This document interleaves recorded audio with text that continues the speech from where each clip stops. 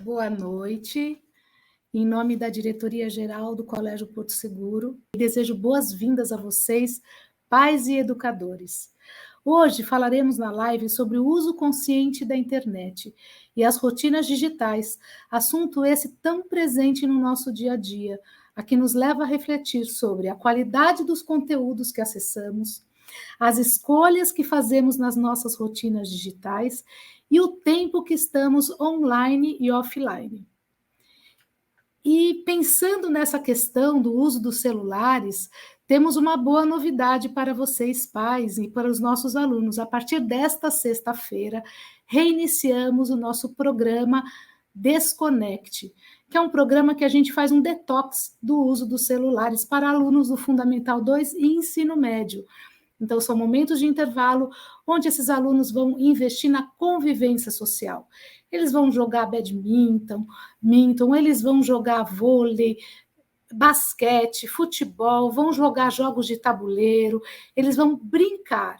Então, a gente pede a colaboração de todos os pais para que incentivem seus filhos para que todas as sextas-feiras eles não usem o celular nos intervalos e possam usufruir desse momento offline que é tão importante no relacionamento interpessoal e no desenvolvimento desses jovens. Agora eu vou chamar para conversar conosco a nossa diretora de Educação Digital, Joyce Leite, que vai contar um pouquinho para vocês sobre o trabalho de educação digital do Colégio Porto Seguro. Joyce, seja muito bem-vinda. Olá, boa noite, Meire, é um prazer estar aqui com vocês hoje e participar desse encontro, conversar e refletir um pouco sobre as questões relacionadas ao uso da internet. Eu gostaria de iniciar comentando que no currículo de letramento digital, iniciamos o semestre com o tema Cidadania Digital. Dentro desse tema, os professores de letramento digital realizam com os alunos atividades que estimulam a reflexão sobre a sua atuação na internet, as escolhas que os alunos fazem, como esses alunos interagem, quais os principais perigos, a questão da exposição na rede, tempo de uso das redes sociais e dos games, e usamos como material de referência para o planejamento dessas aulas, o material produzido pela SaferNet Brasil. Para conduzir a live, temos o prazer de apresentar para vocês o psicólogo Rodrigo Nengini, diretor de educação da ONG SaferNet Brasil, doutor em psicologia,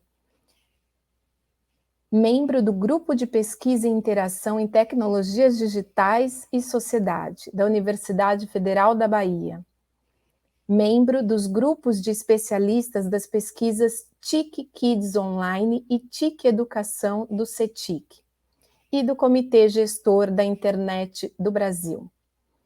Um pesquisador da internet que está engajado em tornar a internet um espaço mais cooperativo e de bem-estar social. Seja bem-vindo, Rodrigo. Olá, bom dia, Joyce, bom dia, Meire, bom dia a todos e a todas das famílias aqui presentes. Prazer enorme estar com vocês e muito legal de voltar, né, mais uma vez a esse espaço para dialogar com vocês. Então, vamos lá. Bom, como apresentado, sou o Rodrigo, muito feliz de estar aqui e sabendo que sempre reunião com as famílias é sempre um desafio, né? Eu como pai também, sei que nesses horários, inclusive, a gente tem sempre já uma carga pesada do dia.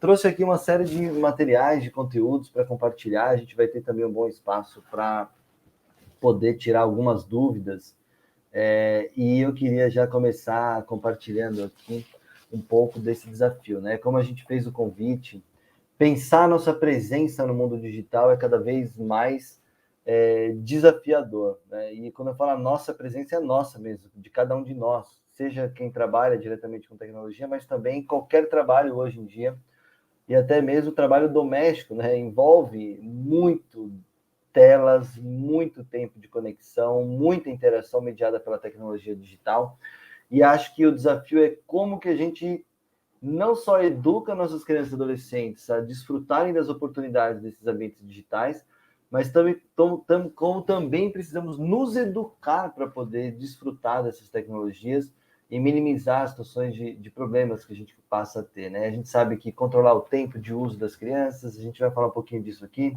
a gente vai falar um pouquinho também de ferramentas de mediação parental e controle parental, também dicas de segurança práticas, né? Questões ainda que a gente deixa passar e não faz o devido investimento de tempo e de energia para poder efetivamente proteger a nossa presença digital, nossos documentos digitais. A gente ainda menospreza muitas vezes a informação digital, né? A gente tem cofre em casa, tem carteira, tem muitas formas de proteção no condomínio, segurança armada nos lugares onde a gente frequenta, carro blindado, infelizmente, em São Paulo, é uma realidade de muitos de vocês. E às vezes a gente menospreza a importância de blindar também a presença digital nossa, mas também dos nossos filhos, desde o primeiro momento em que a gente permitiu acesso a uma tela digital. Então eu trouxe uma série de materiais aqui, muitas referências práticas para vocês também. A gente tem compartilhado muitos recursos com a equipe da Joyce e da Meire. Então, o que não consegui pegar aqui nos slides e nas apresentações, fiquem tranquilas e tranquilos que a gente tem tudo isso em alguns sites para que vocês possam acessar depois com um pouco mais de calma. Então, eu trouxe esse percurso para a gente fazer. Eu queria começar desmistificando um pouco essa ideia de que, né, os mais novos são nativos digitais. Infelizmente, é um tema que ainda é necessário recuperar e vale a pena a gente ter ele como ponto de partida.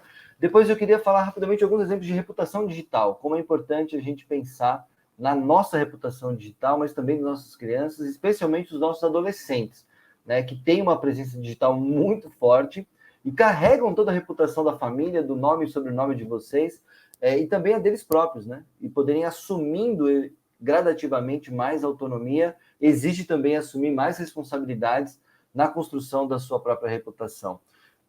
Vou dar dicas práticas, como eu falei, de segurança digital e muitas ferramentas de mediação parental. Eu sei que tem pais e mães aqui, talvez avós e tios, cuidadores de crianças muito pequenininhas, até os dos mais velhos, né? Os adolescentes que estão saindo ali do ensino médio já, alguns quase jovens, né? Então, eu vou tentar fazer um percurso que contemple a todos vocês, mas sabendo que algumas coisas eu vou deixar para a gente explorar mais no espaço de debates e de perguntas, na verdade, né? Para a gente não estourar muito o horário que a gente programou. Então, não achem que alguns memes que eu trouxe aqui, inclusive, são discussões que a gente tem provocado com os próprios filhos de vocês, né, os estudantes. Eu tive o privilégio de poder conversar com muitos estudantes de várias turmas, de todas as unidades do colégio, e foi muito legal a conversa, foi muito bacana, e tem funcionado muito bem, mesmo para quem aí é um pouco mais rigoroso no uso da internet, que não acompanha tanto os memes e os GIFs. Eles têm poderes, superpoderes de nos capturar a atenção às vezes, mas também de nos provocar algumas reflexões interessantes, e por isso que eu as trouxe aqui para a nossa conversa. A Cefernet, né, como organização que trabalha nesse tema sem fins lucrativos, uma organização técnica de especialistas que pensam a educação para a cidadania digital, a gente tem esse super desafio, né? Como que nós nos educamos para que em todas as gerações a gente tenha as informações necessárias e as habilidades necessárias para fazer boas escolhas na internet. Para a nossa conversa aqui como que a gente concilia uma gradativa liberdade e autonomia de uso da internet por crianças e adolescentes, mas uma liberdade que seja acompanhada e proporcional à capacidade de discernimento, à capacidade crítica, à capacidade daquela criança, dependendo da etapa do desenvolvimento, efetivamente ter liberdade com segurança, seja na internet, seja em outros espaços. Então, construir essa liberdade para o uso da internet exige muito preparo, muito cuidado, né? E uma das coisas que a gente vê que são mais perigosas para o desenvolvimento da criança, especialmente as menores, é quando elas ficam completamente abandonadas diante de telas digitais e a suposta expectativa nossa, né, de que elas são nativos digitais, sabem tudo da internet. E a gente sabe que ainda muitas vezes a gente confunde a capacidade de uso instrumental do equipamento, seja celular, tablet ou uma TV conectada à rede.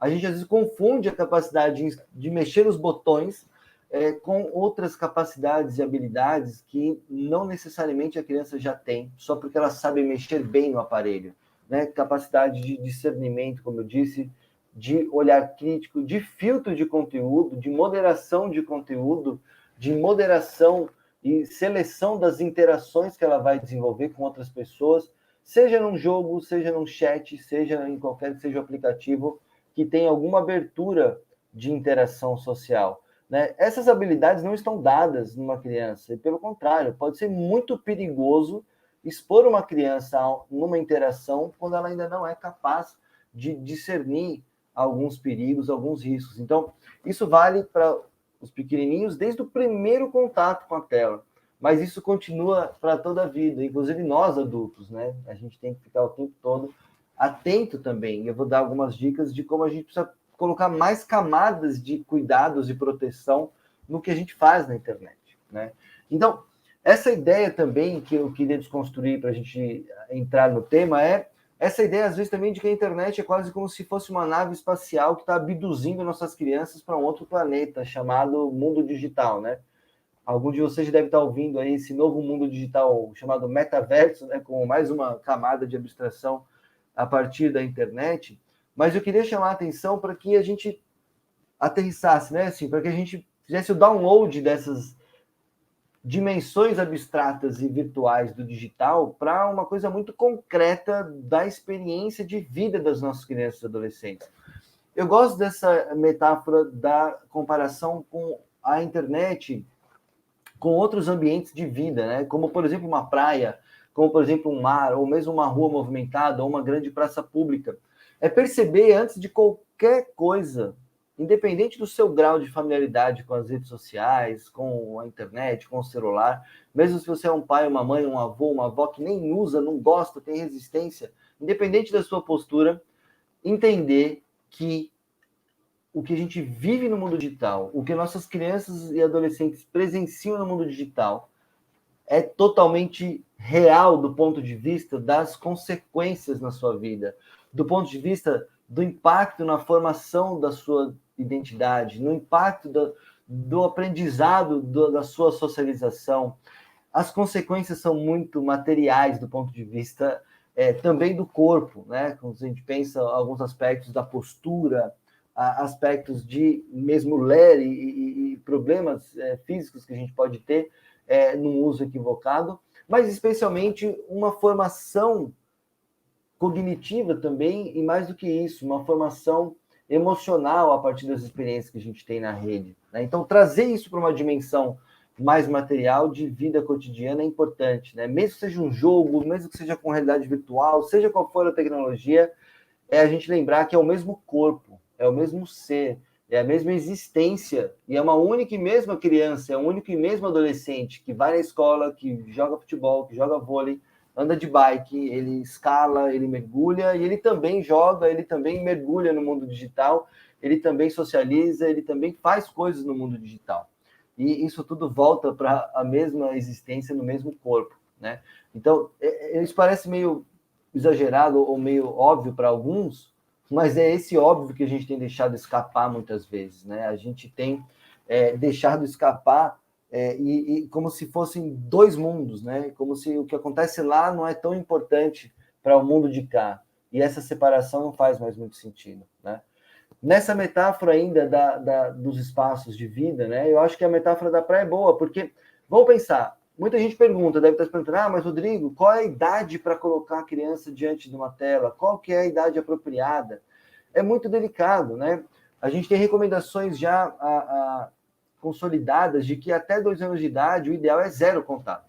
A pandemia mudou tudo isso, né? E eu falo não só como especialista, mas como pai de um menino de 2 anos e meio, e que vivi em plena pandemia a inserção dele ao mundo das telas antes dos 2 anos, mas para contatos muito pontuais, que eram justamente contatos via videochamada com a avó, com as avós, todas fora da cidade onde eu moro, com as tias, e contatos pontuais com outras pessoas via a tela, por exemplo, né? E a própria sociedade de pediatria já reconhecem que contatos pontuais com familiares para ver a face, para ver a expressão facial, o movimento da boca e ter esse contato afetivo também com membros da família por uma tela, pode ser sim positivo, né? Não é 0 horas de tela do ponto de vista de que inviabilizar, por exemplo, o contato remoto com membros da família. Mas até 2 anos de idade, a ideia é que você preserve ao máximo, porque muito mais do que efeito positivo, a gente já tem algumas evidências de efeitos danosos na fase de desenvolvimento do cérebro, na fase de desenvolvimento da linguagem, na fase de desenvolvimento da percepção das emoções, da percepção e da leitura das expressões emocionais das outras pessoas, seja na face, na postura, no gesto, no tom de voz. Então, quanto mais a gente antecipa a hiperestimulação visual das telas, e mesmo a hiperestimulação motora das telas, que pode ter benefícios, sim, os danos podem ser muito mais prejudiciais do que os benefícios até os 2 anos de idade. Agora, a partir dos 2 anos de idade, a gente tem as recomendações da Sociedade de Pediatria Americana, especialmente, e a do Brasil é muito semelhante, indicando, né, que você pode ter aí até 1 hora, no máximo, por dia, distribuída em mais de um momento. Agora, mais do que o tempo de tela especificamente, a gente vai voltar a ele daqui a pouco, eu queria voltar para a metáfora de outras habilidades que não são apenas a questão da criança já saber mexer, né? Porque vamos pensar uma criança de 4, 5 anos que já tem algum acesso à tela. Eu gosto da metáfora da praia, né? Uma criança de 4, 5 anos, com essa mesma idade que ela está diante da internet, ela teria condição de ficar sozinha numa praia? Ela já tem condição de ler os sinais do mundo físico para dizer assim, olha, esse mar é bravo, essa onda é forte, esse mar tem correnteza, nesse lugar tem buraco, essa praia pode ter tubarão. Ou seja, tem uma série de sinais, não só das placas que estão espalhadas pelas praias, mas uma série de capacidades de leitura dos cenários e das interações sociais que não são triviais, não são até mesmo explícitas numa placa, que exigem algum grau de desenvolvimento e de maturidade que não está dado para uma criança de 4 anos de idade. Por isso que a gente acompanha as crianças na praia, né? Porque não é porque a praia é ruim ou é imprópria para a criança, obrigatoriamente. É que a criança, dependendo da idade, ainda não tem as habilidades necessárias mínimas para poder desfrutar daquele ambiente com segurança e com qualidade. É claro que a internet é muito mais complexa do que a praia, e a gente vai voltar a esse ponto, até porque o design da internet e os recursos tecnológicos permitem outras camadas de criação para além da natureza dada da praia, né? Mas o ponto é, da mesma forma, a gente pode ir desenvolvendo condições e oferecendo suporte para que as crianças gradativamente possam curtir a praia, né? E conforme elas vão ganhando essas habilidades, elas vão ganhando mais autonomia, usando boia, usando prancha, indo na praia sem onda, na praia sem correnteza, no rasinho, e gradativamente elas podem ir conquistando essa liberdade para surfar, para quem gosta de surfar, para mergulhar ou para fazer outro tipo de esporte náutico, né? Esquiar, fazer o wakeboard, o que for. Então, vejam, o que eu quero trazer, o ponto é, essa mesma lógica de gradação da conquista da autonomia e das liberdades, que dependem de conquista também de algumas habilidades e de assumir algumas responsabilidades, é indispensável também para a internet, né? E como fazer isso, né? Como ensinar, então, nossas crianças e adolescentes a lerem também esses sinais dos vários ambientes digitais. E aí entra a complexidade, né? São muitos ambientes.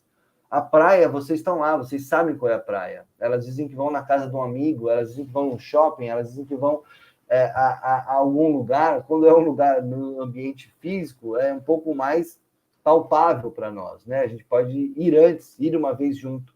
A mesma lógica a gente acha que é importante trazer para a internet, né? Assim, como ponto de partida, isso vale para os pequenos, mas vale para os mais velhos também. A pergunta é, a gente conhece os lugares pelos quais nossos filhos frequentam na internet? A gente sabe onde eles vão? Com quem eles vão? Né? Quais são os espaços que eles frequentam? Essa acho que é a primeira dica fundamental, né? Façam mais esses momentos em família de descobrir a internet um dos outros, né? Assim, qual é a sua internet, meu filho? Né? Vamos desvendar junto com eles. A pandemia intensificou tudo que a gente já tinha, né? Mas especialmente os jogos também, né? Poxa, vamos lá, quais são os jogos que eles jogam? Vamos jogar junto alguma vez, né? Já jogaram junto alguma vez com seus filhos? Né? E jogar mesmo, assim, de sentar e tentar fazer um exercício de silêncio, do ponto de vista de, antes de chegar condenando, esse jogo é um absurdo, é um lixo, não presta para nada, sai desse negócio, desgruda. Tentar se colocar, especialmente para quem tem filho pré-adolescente em diante, tem se mostrado um exercício muito legal. Respirar fundo, muita paciência, mas tentar fazer uma postura de não julgar, não condenar e simplesmente deixar-se ser apresentado aos jogos que seus filhos amam tanto jogar, aqueles mesmos que eles te pedem para comprar. E agora nem compra mais o DVD, né? Já compra direto o jogo digital. E que alguns devem se perguntar, como pode custar tão caro um arquivo? Mas a questão é sentar, jogar junto, e mais do que conhecer o jogo em si quem é seu filho jogando? Quem é sua filha jogando? Como que ela reage ao conquistar uma vitória? Como que ela reage perdendo? Que tipo de conversa ela tem? Com quem ela joga? Desvendar esse universo do jogo digital dos filhos é super importante. E eu garanto para vocês, pode ser uma experiência muito gostosa em família, de antes de julgar, de condenar, antes mesmo de estabelecer os limites e as regras, e mesmo as punições eventuais que vocês venham a estabelecer, jogar junto, conhecer e desvendar esse universo para entender como que cada criança, cada filho de vocês experimenta essa vivência, porque é muito particular. O jogo pode ser o mesmo, todos da escola jogando o mesmo jogo, cada hora tem uma febre de um jogo, mas a experiência é sempre muito única, como vocês sabem melhor do que ninguém. Nossos filhos são únicos, e a gente conhecer essa singularidade deles nas suas experiências no digital é muito legal, né? Então, esse é um convite que vale, a gente não vai poder esgotar tudo aqui, mas é assim, é sair do piloto automático, que nós estamos também, né? Correria, trabalho, casa, trânsito, o caos do cotidiano, a gente está literalmente no automático muitas vezes. A gente já tem o nosso digital na rotina, né? WhatsApp para trabalho, WhatsApp para família, é grupo não sei do que, é Instagram, é outra rede, é plataformas empresariais que vocês usam nos trabalhos de vocês. A gente está o tempo todo no digital, seja no familiar, seja no pessoal, no lazer, mesmo na malhação. Muitos de vocês devem usar um Apple Watch, monitoram os exercícios, batimento cardíaco, horas de sono. A gente tem definitivamente o digital na rotina. Agora, uma provocação que eu gosto de fazer e que é importante a gente fazer em família, como é que são nossas rotinas no digital? A gente tem uma rotina, né? Acorda, malha, caminha, vai para o trabalho, estuda, faz um curso extra, pega os filhos na escola, no esporte. A gente tem mais ou menos a nossa rotina ali, né? No calendário do celular, no calendário online, algum aplicativo de gestão que vocês façam das suas próprias rotinas. Mas a questão, a gente muitas vezes não organiza dentro dos ambientes digitais, qual é a minha rotina, né? E aí eu vou falar um pouquinho sobre isso daqui a pouco, porque eu acho que é importante aproveitar as ferramentas que a gente já tem disponível, inclusive nos celulares, sem precisar instalar nada, né? Então, um dos aspectos de pensar a nossa rotina nos digitais, eu acho que não pode deixar de ser dito, é a questão da privacidade, né? Esse é um tema que sozinho daria uma boa discussão. Agora, desde o primeiro acesso às telas, é importante que a gente cuide da forma como os dados das nossas crianças estão sendo coletados na internet. E também pensar, né? Será que nós estamos atentos à forma como nossos dados estão sendo coletados na internet? A gente tem muitas discussões sobre isso no mundo inteiro. Existe a nova lei de proteção de dados na Europa há alguns anos já. O Brasil aprovou recentemente a sua lei, que entrou em vigor agora também mais recente ainda, de proteção de dados pessoais. Mas aqui também uma provocação para fazer para os adolescentes, né, que a gente faz isso com eles também, eles entenderem que tudo que eles fazem deixa um rastro na internet. Que muito diferente dos nossos diários íntimos de antigamente, tudo que a gente faz hoje e tudo que eles fazem nas suas interações, que deixam um rastro digital nas plataformas que a gente usa, são rastros muito mais perenes do que os rastros que a gente deixava no diário íntimo, por exemplo, né? São dados não só do que eles publicam nas redes, mas dados do que eles fizeram nas redes. Vocês que também usam Waze, Uber, Spotify, Deezer para música, todos esses aplicativos, inclusive aqueles que você não posta nada, né? Você vai pensar, poxa, Rodrigo, eu não posto nada no Waze, eu não posto nada no iFood, no máximo uma reclamação ou um elogio ao entregador, eu não posto nada no Uber, mas todos os seus comportamentos são rastreados. Os lugares para onde você foi, a hora que você ouviu a música, que estilo de música você gosta. O Netflix tem detalhadamente perfis de preferências e até alguns dados, por exemplo, pesquisas que surpreendem, né? Um artigo que foi publicado mostrando que o Spotify tem uma tecnologia que consegue, a partir dos dados de hábitos de música que você ouve, a variação de dias da semana, estilos de música e horas do dia, mas também combinando com o lugar onde você está, pelo GPS do seu celular, eles conseguem fazer algumas análises de perfil emocional das pessoas, né? De estados de humor das pessoas e estilos de personalidade também, de acordo com seus hábitos de escuta de música. Ou seja, mesmo aqueles comportamentos mais passivos que a gente tem na internet, geram dados, geram rastros, e esses rastros, esses dados estão compondo base de dados muito personalizadas, que são cada vez mais usadas por plataformas de seleção de emprego, plataformas de seleção de análise de risco de convênios de saúde. Talvez muitos de vocês aqui são empresários do ramo da saúde, sabem bem do que eu estou falando. Tem sempre prós e contras nisso, mas essa dimensão de que tudo que nossos filhos fazem na internet tem gerado rastros digitais, e que esses rastros digitais não são só memórias dos amigos que viram e deram um like e curtiram os posts no Instagram ou os videozinhos do TikTok, ou uma super batalha no jogo online. Todas essas participações, essas presenças digitais ao longo da vida vem compondo, digamos assim, um grande repertório da sua identidade digital, e que está sendo usado para muito além da oferta de publicidade direcionada. Né? É uma discussão muito séria, muito ampla. A gente tem organizações sérias no Brasil trabalhando especificamente com esse tema, que eu não vou aprofundar aqui. Inclusive o Instituto Alana, que é uma instituição que eu adoro, eu respeito muito e tem contribuído demais nesse debate no mundo todo, especialmente de proteção dos dados de crianças e adolescentes. A gente sabe que o importante aqui é nossos filhos precisam, e nós também, assumir a responsabilidade que é estar presente digital, também do ponto de vista dessa construção, dessa reputação digital. Não só para pensar um futuro ainda incerto, mas bastante certo de que esses dados são usados, como eu disse, para seleção de emprego, são dados usados para seleção de perfil de risco de convênio. Na China, esses dados já são usados para seleção de acesso a serviços de saúde pública ou acesso também a outros tipos de serviços oferecidos pelas empresas, num contexto bastante diferente, né, e nebuloso, para dizer o mínimo, mas um fato esses dados são usados.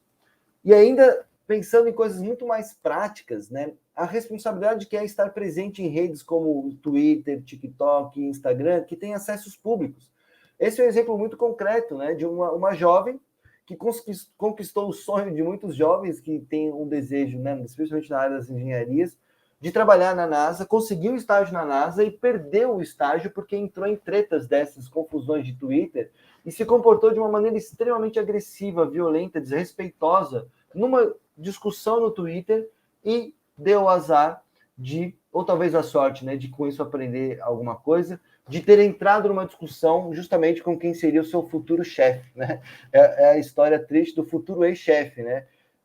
Ou ex-futuro chefe, porque ela simplesmente perdeu a oportunidade porque a sua forma de conversar no Twitter era violenta, discriminatória, agressiva, ofensiva, e isso não condizia com o mínimo de ética e de postura pública que a NASA exigia dos seus colaboradores. Né? E outras tantas situações que a gente começa a ver de, por exemplo, as universidades americanas que têm aquele processo de application super complicado, né? E diferente só do nosso Enem, do nosso vestibular, também muitas universidades das grandes usando sistemas de inteligência artificial para fazer uma espécie de leitura dessa reputação digital dos candidatos para ajudar a filtrar as milhares de candidaturas e pessoas com excelentes capacidades técnicas e mesmo de excelentes currículos podem ser excluídas porque não cuidaram bem da sua reputação digital, e isso é muito cruel, na verdade, né? Eu acho que o ponto é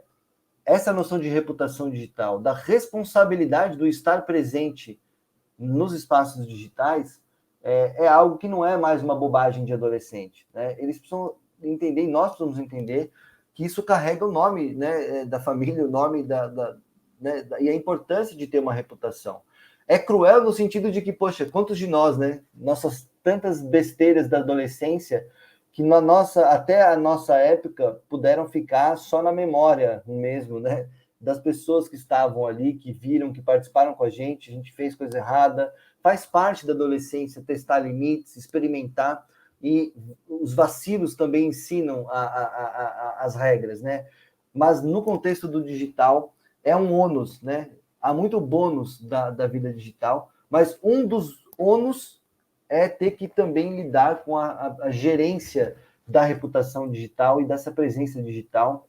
E, de novo, o adolescente pode ser super safo, faz vídeo, edita, desenvolve programa de computador, mas não obrigatoriamente como um adolescente, ou às vezes até pré-adolescente, ele não tem ainda isso que a gente está falando aqui, que vocês, como família, precisam realmente ser a referência. A escola, estão numa das melhores escolas do Brasil, a risco dizer da América Latina, também ajuda, mas são habilidades de discernimento, de leitura crítica, de valores, de postura ética no mundo. Isso não é um botão que aperta, não é um vídeo do YouTube que assiste, que instala, né? A instalação dessa postura cívica, dessa postura respeitosa no mundo, dessa postura cuidadosa com o outro, mas consigo mesmo também, é um aprendizado de uma vida, né? E a maturidade aí pesa muito, e que não pode ser confundida com a habilidade técnica que muitos dos filhos de vocês têm, né? Então, ajudar a desenvolver essa maturidade é um dos maiores desafios. Bom, vou avançar um pouquinho para poder ir para a parte um pouco mais prática, né? Então, a gente precisa explorar mais as ferramentas das próprias plataformas de segurança, de vários tipos de segurança. Desde o mais básico, de senhas e proteção de verificação em 2 etapas. Fica aqui o convite para que vocês façam imediatamente no de vocês e façam no das crianças, e lembrem os adolescentes que ainda não fizeram, né? Que é literalmente colocar uma segunda porta, digamos assim, de acesso às contas digitais de vocês e de todas as crianças que usam algum aparelho digital. A verificação em 2 etapas é muito simples, pessoal. É só ir lá, você vai gastar 20 segundos nas configurações da conta do Instagram, do WhatsApp, do TikTok. Vai lá na parte de segurança e ativar a verificação em 2 fatores. Ele pode mudar 2 etapas, 2 fatores, dependendo da plataforma, mas ativem essas etapas que dão uma camada de segurança muito boa e mais importante para todas as idades aqui, tá? Isso tipo, tem que ter. Não dá para não ter mais hoje em dia, porque você fica vulnerável muito. Então, façam o Instagram das crianças, façam para os adolescentes, quem tem mais de 13, façam no aparelho mais básico que vocês tenham, inclusive no WhatsApp, para quem permite que os filhos já usem o WhatsApp, façam a ativação da verificação em 2 camadas, e aconselho os filhos a fazerem também nas outras plataformas que vocês nem sabem que existem, né? O Discord, por exemplo, a conta da Steam, que são plataformas de jogos, no Roblox, para quem tem crianças que jogam Roblox, façam essas ativações e façam esse tour de segurança com eles, né? É muito importante vocês fazerem nos seus e fazerem com eles também. E se não souber como fazer, pesquisem juntos, mas gastem algum tempo juntos para fazer essa experiência de configuração de maior privacidade e controle. Uma dica importante aqui, básica, mas especial, no WhatsApp de vocês e de todos os que usam na família, ativem o controle de privacidade para que a foto de perfil de vocês, só quem está no contato de vocês possam ver.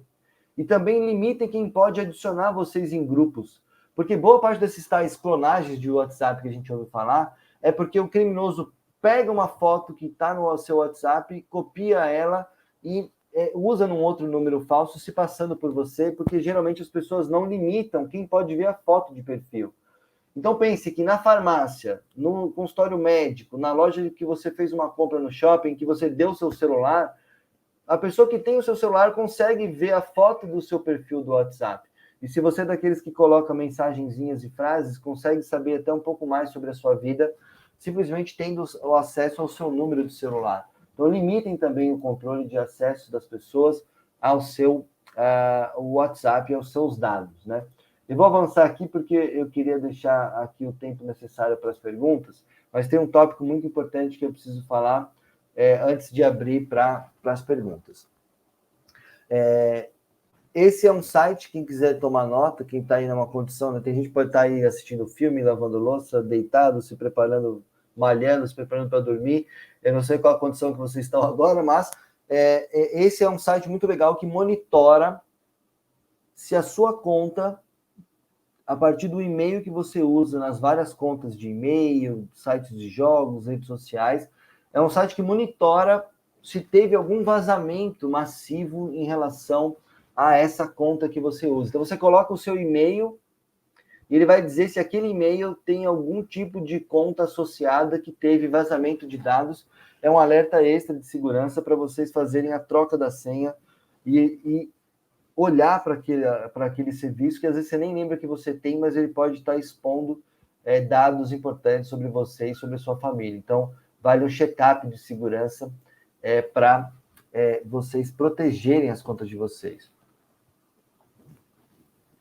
E aí, a gente tem tido alguns avanços nas plataformas de redes sociais, e eu acho que é um convite importante para fazer, para que a gente possa usar mais essas ferramentas e limitar o que, especialmente crianças, passam a ter acesso à internet. Uma lembrança básica: YouTube, Instagram, mesmo o WhatsApp, TikTok, mesmo o Discord e outras plataformas de jogos, são plataformas que as próprias plataformas dizem que são para maiores de 13 anos de idade. E que isso, inclusive, respeita uma legislação americana de proteção de dados pessoais das crianças. O ponto não são serviços feitos para crianças menores de 13 anos e ainda que vocês permitam algum uso, esse uso precisa ser muito mediado. Algumas plataformas têm avançado em umas ferramentas para que vocês também possam assumir mais uma participação ativa na mediação e na ativação dos filtros de controle do que as crianças e os adolescentes podem ver nessas plataformas, mesmo aqueles que têm mais de 13 anos. Então, no YouTube, por exemplo, você tem o YouTube Kids, né? Eu estou nessa fase aqui em casa. Meu filho já tem aí a sua meia hora de desenho por dia e definitivamente ele não vê o YouTube. Ele vê o YouTube Kids, que já é um problema também, porque tem muito conteúdo que eu considero impróprio e que eu considero de publicidade inadequada para a faixa etária do meu filho. Que, na verdade, não deveria ter nenhuma publicidade para criança, mas ainda tem alguns conteúdos que não são explicitamente propaganda, mas no YouTube Kids é muito mais adequado do que você disponibilizar algumas horas de uso do YouTube para uma criança. Mesmo que você pague o YouTube Premium, que tire aqueles anúncios que interrompem a programação, não é uma plataforma e não tem um filtro de conteúdo tão feito para crianças. Então, o YouTube Kids é muito mais adequado. Se o seu filho já está numa idade de 13 anos em diante, ainda assim você pode ativar dentro do YouTube recursos de filtros de conteúdo, filtros de comentários e filtro da presença daquele adolescente, porque você pode também participar da ativação daquela experiência. No Instagram também, para aqueles que permitem os filhos usarem o Instagram a partir dos 13 anos, não é porque tem 13 anos também que ele liberou geral. É super importante que vocês ajudem a fazer um tour de segurança com eles no Instagram também, para que eles possam conhecer não só ferramentas de denúncia de conteúdo, mas saber, e a gente tem visto, né? Eles não sabem nem mesmo as ferramentas que estão lá na plataforma que eles usam todos os dias. Ferramentas de gerenciamento de comentário. Tem uma ferramenta hoje no Instagram que vocês podem ativar junto com os filhos de vocês, que é uma ferramenta de filtrar palavras-chave, hashtags, ou até emojis que podem ser invasivas ou que podem ser disparadoras de algum problema de incômodo para as crianças, para os adolescentes, desculpe, na própria plataforma do Instagram. É muito simples de fazer, você pode ativar o controle de comentários e evita muitas situações de zoeira, de piada interna, porque às vezes não é um conteúdo explicitamente violento.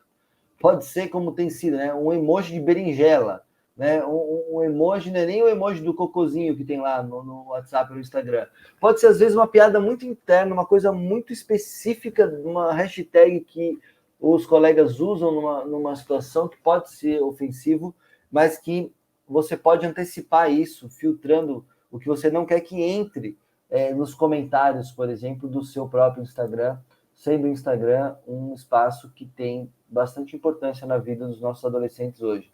Então, a mesma forma de denunciar e bloquear e restringir contatos de pessoas nas redes é super importante. O TikTok também começa a ter um pouquinho mais dessas ferramentas, inclusive de controle parental. Dos pais de 13 anos até 18 anos incompletos, os pais dos adolescentes podem ativar uma ferramenta chamada de sincronização familiar dentro do TikTok.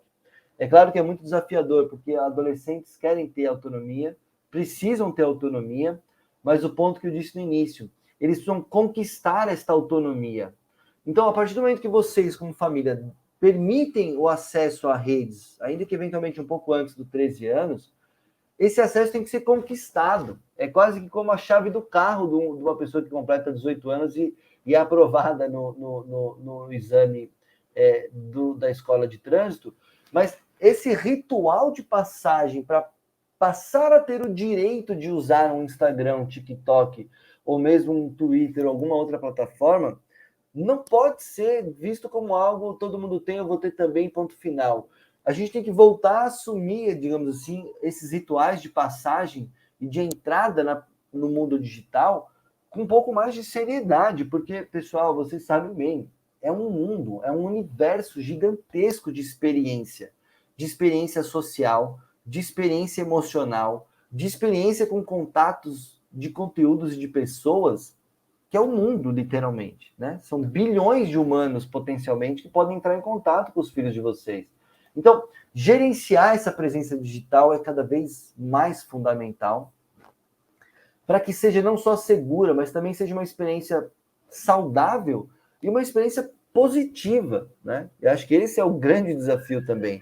Porque eu queria terminar trazendo essa outra metáfora que eu acho bem pertinente para cá. Da mesma forma como a gente faz a introdução alimentar das nossas crianças, né? E eu venci essa batalha recentemente. Felizmente, meu filho come muito bem e comidas diversificadas e em algumas horas do dia. Essa experiência de entrada no mundo digital, desde o primeiro contato com as telas digitais, precisa ser muito cuidadosa. E é um cuidado que é muito mais do que só diversificar as cores dos alimentos, mas isso acompanha a vida inteira e vale para nós também, né? Fica a pergunta aqui, né? Será que cada um de nós sabe do que se alimenta na internet? A gente tem ficado atento aos efeitos do que consumimos na internet gera em nós, né? Tem muito conteúdo indigesto, tem muito conteúdo tóxico, tem muito conteúdo que nos captura, tem conteúdos viciantes, literalmente, como são, né, os açúcares e quem são os pais aqui, mães, médicos e médicas, que sabem muito melhor do que eu. A gente sabe que tem substâncias que geram adição, né? É um tema desafiador, mas mais do que essa parte, né, tem conteúdos que geram mal-estar, que geram ansiedade, tem conteúdos que têm amplificado os sintomas de depressão de pré-adolescentes e adolescentes, tem conteúdo que faz a gente se comparar e deixa a gente arrasado, né? Quem é que nunca se passou em alguns minutos no Instagram vendo os perfis que você acompanha no Instagram e no final te dá aquela sensação, caramba, né? Mesmo você estando bem de vida, tendo uma situação financeira que permita vocês estarem como estão hoje, mas que você tem aquela sensação, caramba, eu tô feio, eu não tô legal, meu corpo tô gordo, né, não tô estudando o necessário, tô ganhando pouco, meu carro não é o melhor, enfim, essas comparações sociais que já são ruins para nós. Imagine o efeito que isso tem tido na cabeça de um adolescente, de um pré-adolescente que está descobrindo o seu lugar no mundo, está encontrando as suas tribos, está se percebendo, descobrindo a sua sexualidade, tentando se pensar, né, como que eu vou me posicionar no mundo, ou seja, toda uma fase bastante delicada e que tem consumido conteúdos na internet que podem prejudicar muito as suas escolhas e a sua saúde emocional, né? Literalmente, essas novas gerações são aquilo também que consomem na internet, do ponto de vista da sua saúde mental, mas também da sua socialização, né? A gente sabe que tem muito conteúdo tóxico e alimentos não saudáveis, e essa metáfora eu acho que é pertinente para a nossa conversa. São conteúdos de ódio, de violência, de discriminação, mas também são conteúdos de publicidade, de produtos que não são feitos para crianças, ou da mesma forma como há os alimentos não saudáveis, né? Que, ok, batata frita é uma delícia, o bacon é uma delícia, mas se eu me alimentar só de batata frita e só de refrigerante todos os dias da semana, eu morro, literalmente, né? Assim, entender que como é que nós estamos organizando a nossa dieta digital, mas também que tipo de alimento nós, como família, oferecemos para os nossos filhos essa introdução digital, né? Porque não está dado. Eles vão descobrir o que eles gostam, eles vão atrás do que eles gostam, mas tem muitas coisas que nós precisamos também participar, especialmente dos adolescentes, para que eles tenham condição também de criar uma dieta saudável. E a dieta aqui é interessante essa metáfora do alimento, porque nossos adolescentes eles são chefes, são gourmets, eles estão criando conteúdo, eles estão criando coisas na internet, eles deixam também informações, produções para os outros, ou seja, eles também já têm, digamos assim, uma participação ativa, né, criando, produzindo alimentos, e também fazendo um pouco do filtro das suas próprias dietas, mas ela tem que ser mais equilibrada e balanceada também com as informações que vêm da escola, com as informações que vêm de vocês. Né? Então, especialmente do ponto de vista das questões da saúde mental, a gente tem visto com muita preocupação quando, especialmente pré-adolescentes e adolescentes, não têm tido esta oportunidade de estar junto com vocês, né?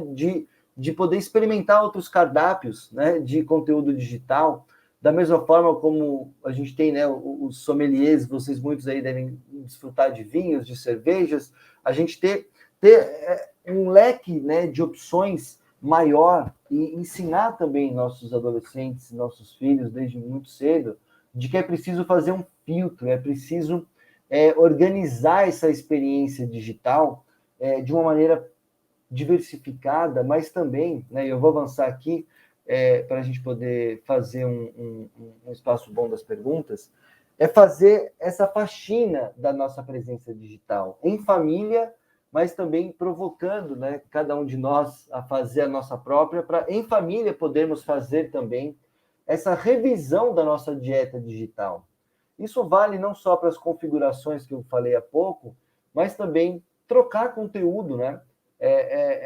Não sei se vocês fazem também em termos de dieta, que é muito legal, né? Fazer do tipo, convidar os filhos para cozinharem em casa, mesmo para quem não cozinha, mas aprender a cozinhar. Mas no caso da internet, trocar experiências de digital, né? Se eu uso o Instagram, se o filho usa o Instagram também, vamos bater um papo, me fale aí os 3 mais incríveis de Instagram que você gosta, meu filho, e eu vou te mostrar os 3 que mais me inspiram. Ter mais momentos de trocar repertórios de experiências digitais para além do jogo, como eu comentei. Mas mais importante ainda, né? Recuperar alguns rituais da família, porque a gente também está no piloto automático, no celular, no almoço, na janta, no café da manhã, na cama, antes de dormir, no banheiro, às vezes até pessoas com iPhone à prova d'água, levando para o banho, né? Quem nunca aí alguma vez já fez, pelo menos, levar no banheiro o celular?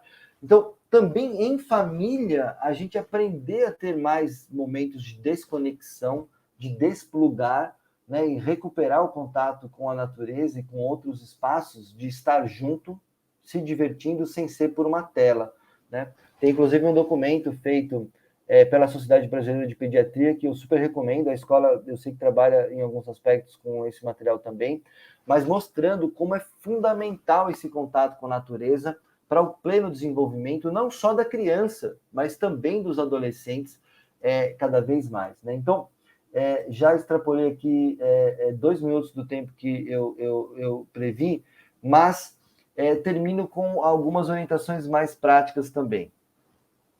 No Instagram, há agora uma ferramenta de controle de tempo de uso, que você pode colocar no seu próprio e negociar com os seus filhos um controle de tempo de uso do Instagram por dia.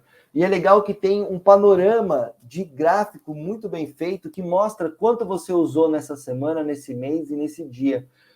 Conhecer a sua própria rotina digital é o primeiro passo para planejar a sua rotina digital de uma maneira mais eficiente.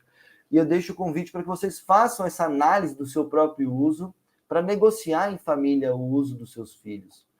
No celular agora, todo mundo tem celular Android, já tem, mas também quem tem iPhone, explorem mais essa ferramenta tempo de uso. Vocês podem estabelecer, não só olhar um gráfico dos usos que vocês fizeram no dia, na semana, no mês, mas também estabelecer tempos, limites por aplicativo, por horário do dia, limitar as notificações, limitar os alertas, e isso é muito fundamental de fazer também com os adolescentes, para eles poderem ter uma rotina. Estou em semana de prova, tem horários que eu preciso estar dedicado ao estudo, tem horários que eu vou ficar off durante o dia. Usar essas ferramentas para estruturar uma rotina digital que tenha os momentos de pausa, de desplugar, especialmente daqueles aplicativos que tiram mais a nossa atenção. Então, explorem mais os seus e façam essa exploração em família do controle de tempo de uso no iPhone, que vale no tablet, e também tem no Android a mesma função, chama Bem-Estar e Controle dos Pais, de todo o celular Android. Já vem instalado, é muito útil, muito legal, e você pode fazer, inclusive, limites de tempo por dias da semana diferentes uns dos outros. Então, eu queria terminar enfatizando que essa presença, esse planejamento da rotina digital, ele precisa ser essa soma de preocupações com o tempo de tela, mas não apenas. É também o filtro de conteúdos, mas também a capacidade de perceber as reações emocionais e os diferentes contextos de uso das telas que os nossos filhos têm tido. E o desafio é para que a gente possa construir essa presença digital da forma como faça sentido para cada uma das famílias aqui participantes, né? Não sou eu que vou dizer é assim, né? Não tem a receita, né? Essa é a parte frustrante da nossa conversa. Tem muitas ferramentas, mas não tem uma dieta pronta, né? Os médicos, nutricionistas que estão aqui na plateia eventualmente sabem também, né, que para funcionar a dieta, ela tem que ter um contexto, ela tem que ter um sentido, ela tem que motivar cada um de nós.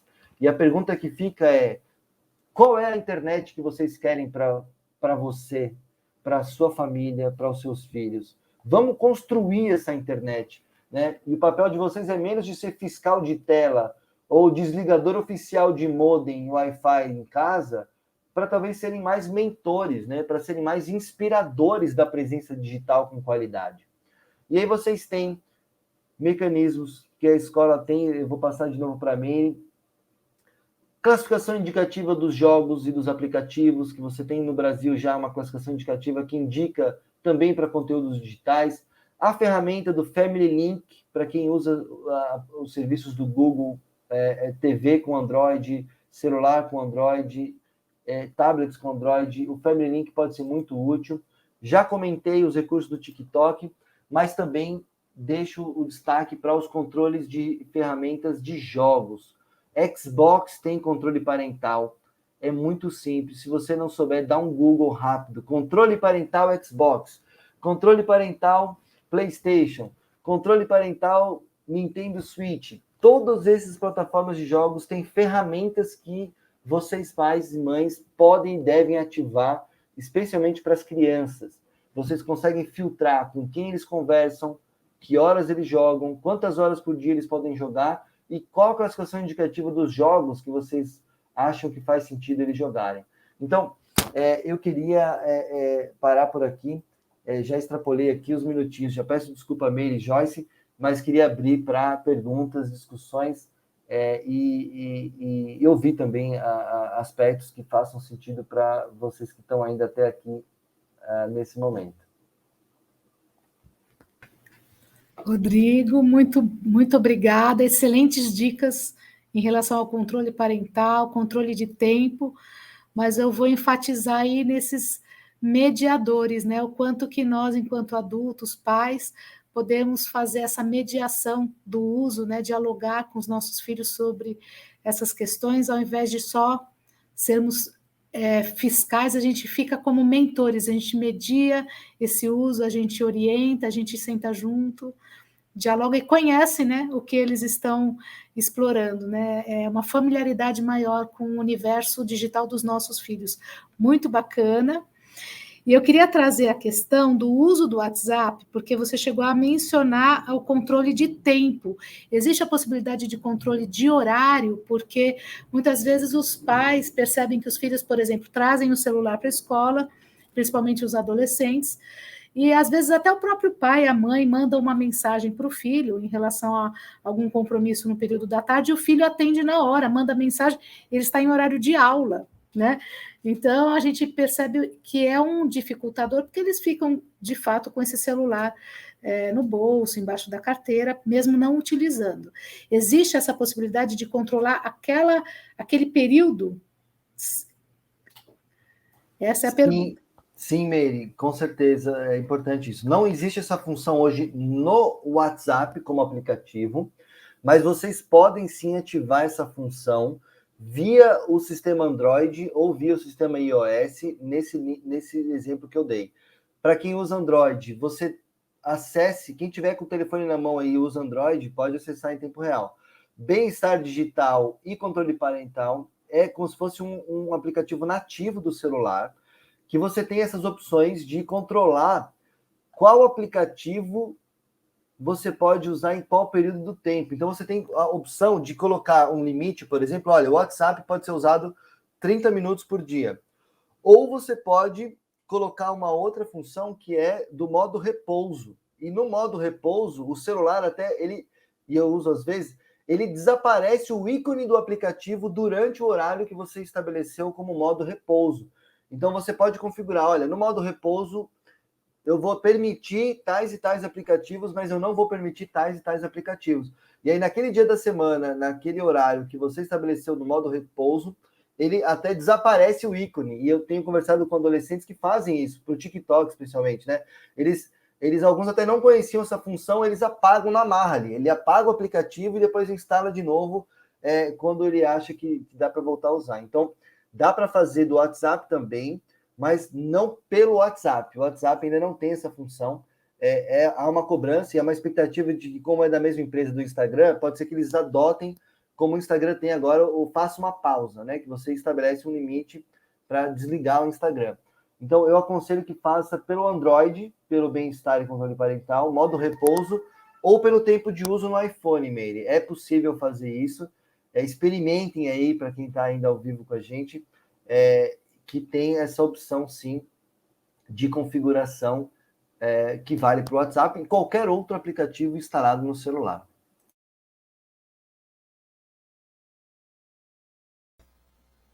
Eu acho que essas dicas aí foram essenciais, né, Rodrigo? E teve uma pergunta aqui do professor, eu vou trazer aqui algumas perguntas da nossa plateia, tá bom? Teve uma pergunta do professor Carlos. Ele pergunta, Rodrigo, como conscientizar os jovens sobre a pegada digital? E como podemos ajudá-los a gerenciar e minimizar o impacto negativo dessa pegada? Você trouxe o exemplo da menina, né? Com relação à estagiária lá para a NASA, o que aconteceu? A gente sabe que informação e conhecimento é tudo, mas na prática, nem sempre é tão simples assim. É um desafio constante. Certamente, Joyce, vocês estão aí no dia a dia na sala de aula, sabem como é. Uma das coisas que a gente tem estimulado, o professor Carlos, e eu sei que a Joyce, né, conheço a Joyce e a Emília há muitos anos, a gente já trabalhou muito esse tema juntos, trabalhar não só com eles essa reflexão, como esse exemplo da NASA, trazer esses exemplos práticos, isso tem um efeito importante, porque muitos dos estudantes aí, né, filhos de vocês, pretende fazer um intercâmbio, uma faculdade no exterior, e ao saber disso, muitos se chocam, né? Dizer, caramba, bate aquele interesse direto ali, caramba, eu preciso prestar mais atenção, talvez, mas também fazer esses exercícios práticos de configuração, né? Então, entender melhor as configurações de privacidade, saber usar os modos privados de navegação, saber excluir contas que você não usa mais, né? Para saber que esse legado do passado que não te representa mais, você pode apagar. E muitos adolescentes fazem isso, né? Eles excluem conteúdos de alguns anos atrás. Um adolescente começou a usar o Instagram com 13 e hoje tem 16, ele não é mais aquela pessoa de 13, ele tem vergonha das fotos de 13. Eles fazem isso para gerenciar a sua presença digital. Então, é aproveitar essa coisa que eles já fazem para aumentar um pouco os níveis de reflexão crítica, para entender, olha, a gente vive num mundo em que dado é um novo petróleo. Isso dá para ser tema, inclusive, de matéria de história, de geografia, de geopolítica. É tema de redação do Enem, né? E já tem várias redações do Enem que foram esse tema. Ou seja, entender essas várias camadas de responsabilidade, que não é pensar, postar uma besteira, meu pai e minha mãe vai brigar comigo porque, sei lá, postei uma foto no Instagram bebendo. É muito mais do que isso, né? É entender esses rastros digitais como base da nova economia digital, que tem ônus e bônus, né? E questões de vigilância, questões de invasão de privacidade, questões outras que são bastante invasivas, inclusive, né? E não transparentes, que é um tema importante discutir com eles, né? De como os dados deles são usados de uma forma inadequada, né? E até violando os direitos da gente garantido por lei, né? Por exemplo, Carlos, trabalhar a própria Lei Geral de Proteção de Dados Pessoais, né? Que é um tema que parece abstrato, mas não é, né? É um tema... Se eles pensam em criar uma startup, qualquer um que tenha um interesse em criar um negócio digital, mas não só isso, assim, a gente sabe que as profissões já hoje exigem contato digital. Pais e mães médicos aqui sabem que tem que um ultrassonografista, né, um cardiologista, um cirurgião plástico, todos têm que ter avançado conhecimento de ferramentas digitais de diagnóstico, de prognóstico, ou mesmo de robôs ajudando a fazer as cirurgias, né, com microinvasões no corpo humano. Então, assim, não há mais profissão que escape da necessidade de entender, não só usar instrumentalmente o digital para a sua profissão, mas entender as implicações dos dados digitais da privacidade na vida e no modelo de negócio, seja qual for o negócio, né? E aí vale também discussões éticas, né? Qual é o limite ético da publicidade na internet? É justo capturar o áudio quando você está tentando conversar com a Siri, mas de repente a Siri te oferece um anúncio ouvindo uma conversa que você fez na mesa do jantar? É justo fazer isso? É digno? É ético? Né? Então, tem várias formas de abordar o tema que vão desde coisas instrumentais para as profissões até discussões geopolíticas do novo modelo do sistema econômico baseado em dados pessoais, até uma discussão mais ética também de direitos humanos, né, para pensar os limites da privacidade. Isso já dá uma boa discussão em filosofia também, né? Qual é o novo limite para o público e o privado que a gente vive no mundo digital? Então, tem muitos pontos de entrada, professor Carlos. A gente tem alguns materiais, há materiais internacionais também. Vocês são, no mínimo, trilíngues, né, no Porto Seguro, né? Então, tem muito material bom em alemão, tem muito material bom em inglês, além dos que a gente tem tentado produzir em português também, para fazer essa discussão bem transversal, que não seja apenas na disciplina de cidadania digital, né? Que vocês têm o privilégio de ter na escola, e são poucas escolas que têm essa robustez de um currículo de cidadania digital. Exato, Rodrigo. Você sabe que o ano passado a gente começou um estudo aqui sobre capitalismo de vigilância, que é uma pesquisa coordenada pela uma professora de educação de Harvard, e ela fala um pouco disso, né? Traz mais a questão filosófica sobre esse processo. E nós aqui da equipe de educação digital, a gente vai tentando trazer essa mediação e essa conscientização, reflexão dentro desse espaço com os alunos, porque a gente se solidariza também como pais, porque somos também, né? Somos educadores, temos filhos de todas as idades aqui, e a gente vai construindo esse caminho. Você trouxe isso na sua fala, né? É uma construção contínua de coisas que a gente não viveu e que a gente está vivendo com os filhos diariamente. E quanto mais a gente ter informação sobre isso e conhecimento, vai nos ajudando um com os outros, né? A gente faz uma tentativa de trazer para os alunos uma experiência de aprendizagem usando tecnologias. E isso está em linha com o que você traz, no sentido de não só instrumentalizar, mas trazer senso crítico para o processo de aprendizado sobre o que está por trás dessas tecnologias. Eu acho que é um bate-papo muito interessante que vai longe, né, Meire? Não sei se você tem mais alguma pergunta aí.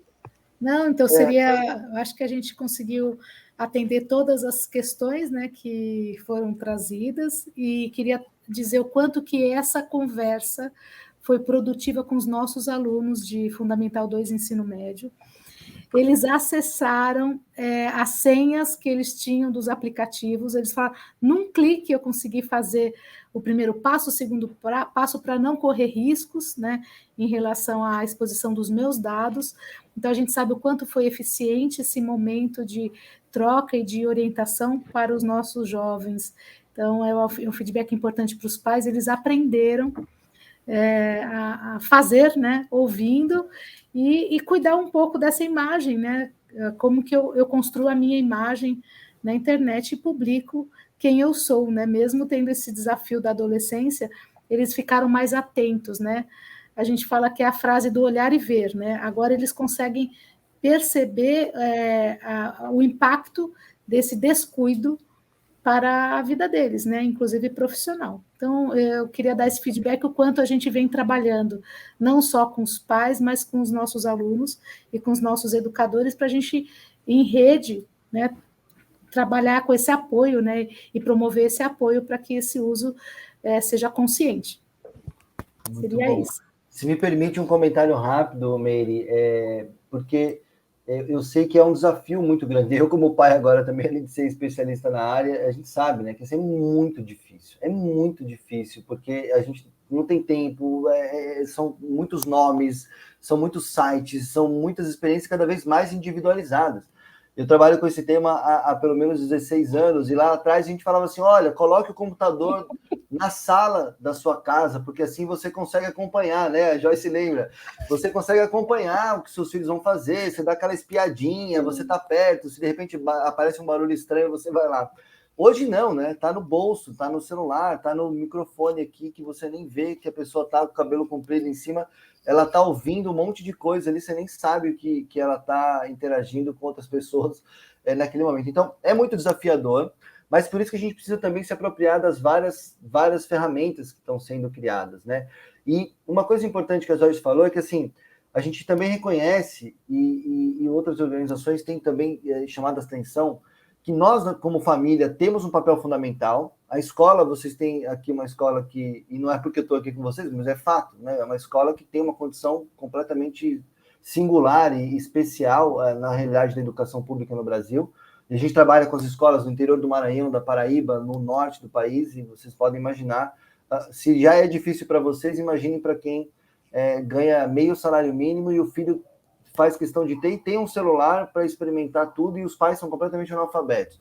Mas o ponto que eu quero chamar a atenção também a gente tem trabalhado numa vertente de que não é responsabilidade só da família e da escola, é também essencialmente uma responsabilidade das plataformas que criam esses serviços, cuidar para que elas sejam feitas respeitando as leis, respeitando o cuidado e a proteção de crianças, mesmo para adolescentes também, que elas estejam atentas a isso, né? E a gente sabe que algumas, como os alimentos, alguns são feitos para te querer mais, né, do alimento, e não tem nenhuma preocupação em que aquele alimento seja um alimento, né? A própria palavra alimento. Chocolate hoje, se achar uma coisa que justifique ser o nome chocolate, porque para chamar chocolate tem que ter um mínimo de proporção de cacau, e hoje em dia você tem produtos que nem tem cacau e está escrito chocolate. Mas o que eu quero chamar a atenção também a gente, como sociedade, né, como pai, como mãe, mas como profissional, seja qual for a área, a gente tem aqui promotores, juízes, médicos, todas as áreas,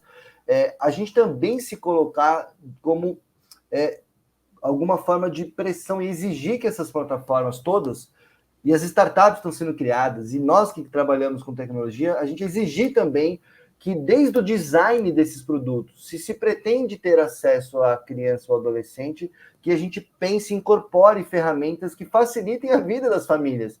Porque se para vocês já é difícil, imagine para, como eu disse, uma família pobre que não tem, o pai e a mãe até pode saber ler e escrever, mas não, imagine, multiplique as dificuldades que cada um de nós temos para gerenciar tudo isso com pessoas que não vão ter condição de poder sentar e entender as regras de controle parental dessas plataformas, ainda que esteja em português, e com vídeos, e com, né, com informações. Então, é importante também entender a responsabilidade das plataformas, não só essas que existem hoje, mas toda e qualquer nova tecnologia que venha a ser feita. Para terminar um pouquinho mais otimista, Joyce e Meire, tem acontecido movimentos interessantes no mundo, e o Brasil está super antenado com isso também, ainda que não via governos e políticas públicas, mas via a sociedade civil especialmente, e também via as próprias empresas, de incorporar critérios técnicos de tecnologia, também considerando bem-estar, saúde e apropriação a crianças e adolescentes. A Inglaterra avançou muito com o código, esse que vocês veem na tela, que é um código que toda plataforma de tecnologia e todo e qualquer serviço criado para criança tem que seguir um protocolo mínimo de ferramentas que incluem ferramentas acessíveis, didáticas, transparentes para pais e mães, cuidadores, saberem fuçar, digamos assim, e se desvendar. Então, esse é um tema que é um tema para ainda muitos anos, né? A gente tem trabalhado com o Unicef, por exemplo, numa discussão com crianças e adolescentes, e a gente até ouviu alguns adolescentes do colégio alguns anos atrás com a ideia de que é que os nossos próprios adolescentes pensam que pode ser feito para proteger o futuro deles em relação à inteligência artificial, né? Então, muito legal também envolver os próprios adolescentes, porque nós sozinhos não teremos as respostas para esses problemas, né? E eu termino dizendo, o mais legal é, como família, a gente buscar essas soluções e planejar nossa rotina digital juntos. A gente tem que, como pai e como mãe, baixar um pouquinho a bola às vezes para poder ter, né, segurar o julgamento, né, e o imperativo de querer botar a ordem de cima para baixo, mas ou criar também mais negociados esses espaços, mas sim, colocar os limites, mas de uma maneira que permita a gente construir junto como família essa posição e essa presença digital da forma mais saudável e positiva possível, cobrando também das plataformas o que vocês sentem que faz falta, né? Então, isso é muito legal, não é simples, mas é o que precisamos fazer nesse mundo que vai ser cada vez mais digital, né? Então, agradeço muito a atenção, espero que essa conversa tenha contribuído de alguma maneira. Tentei trazer aqui alguma coisa um pouco mais prática, mas eu falo demais, espero que tenha ficado, e vou mandar de novo para a Meire, para a Joyce, para a equipe compartilhar com vocês os materiais de apoio, com os links e com os recursos de referência. Rodrigo, muito obrigada pela sua presença, sempre é uma presença assim, fantástica, muito importante essa discussão, e vamos caminhando juntos, né, nessas novas descobertas, para que, de fato, os nossos adolescentes, nossas crianças tenham um mundo digital muito proveitoso e cuidadoso, né, com a saúde mental deles e com a vida de todos nós. Muito obrigada, Joyce, obrigada pela sua presença também. E obrigada, até o próximo momento, né? Até o próximo encontro. Obrigada, Meire. Rodrigo, é sempre uma delícia te ouvir. Não tem outro adjetivo, é muito bom. As suas colocações, as metáforas, elas são incríveis, nos ajudam a reforçar aquilo que a gente acredita aqui na escola, com relação à cidadania digital, a cuidar, né, um dos outros, né, Meire? Sem dúvida.